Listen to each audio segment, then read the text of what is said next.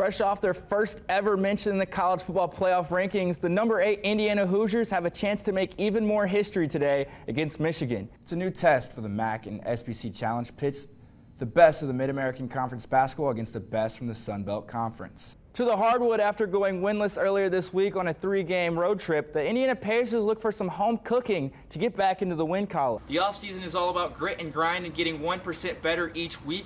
And this offseason, we're going 9 weeks of interviews with players and coaches, all building up to something new and something exciting here at Ball State University. Welcome back to What's New in the Shoe. This week, Coach TJ Greenstone, the strength and conditioning coach. It's been a rocky start here for the Pacers, but Indiana fans will be in full effect here tonight. And what better way to give back to the fans would be a win over the defending champs. Coach U, right? But how do you put Coach U into Ball U?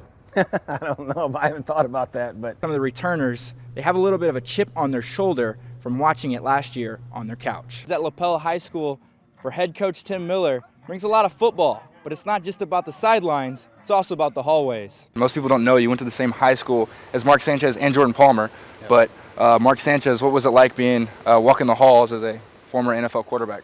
That's pretty cool. It may be quiet now, but this place was rocking a little bit earlier as Cougar fans showed up and showed out to watch one of their star players make a big decision. Milestone for Maloney was more of a reflection. However, the Cardinals had to fight back from a 5-run deficit against Purdue Fort Wayne to secure Maloney's 1,000 career win.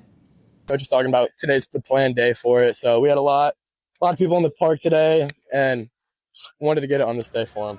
30-plus years of coaching baseball all led up to this moment. 1,000 career wins for a dreamer, a winner, a mentor, a coach.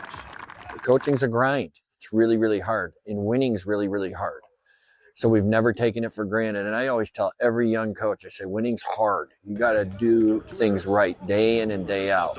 And you got to get your team to buy in. And for me, I've had so many great players that I've had the privilege of coaching. I thank the Lord for that. Winning just another game wasn't just another game anymore.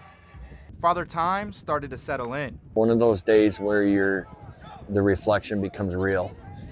And you're just heart of gratitude, really. I mean, I'm overwhelmed with gratitude for the privilege to be able to coach for this long. Because now I think moving forward in the future, I think it's going to be rare for guys to coach 30 years.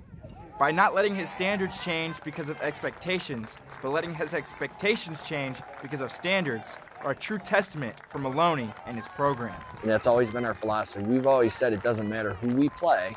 If we play our game and play a clean game, we'll be in the hunt. The Cardinals are one of the hottest teams in the country, as they've won 6 in a row.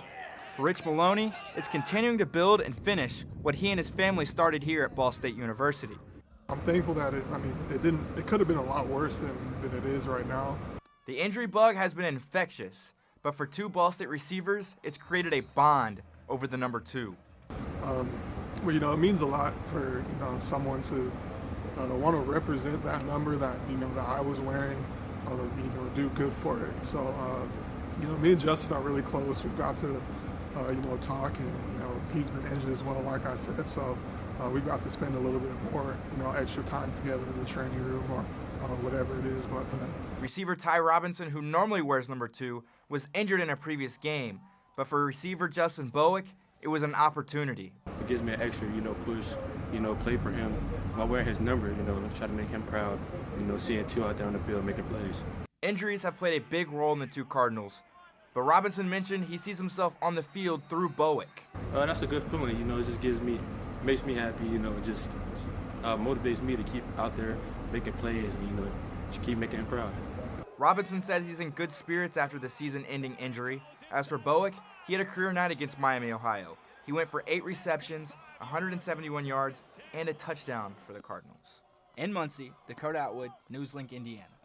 Ryan Walters and Purdue still haven't won a Big Ten game. At number 3 Ohio State today, Buckeyes only up 7-0 in the second. Receiver Gee Scott Jr. is going to be wide open for quarterback Will Howard. The 15-yard touchdown takes the Buckeyes to a 14-0 lead.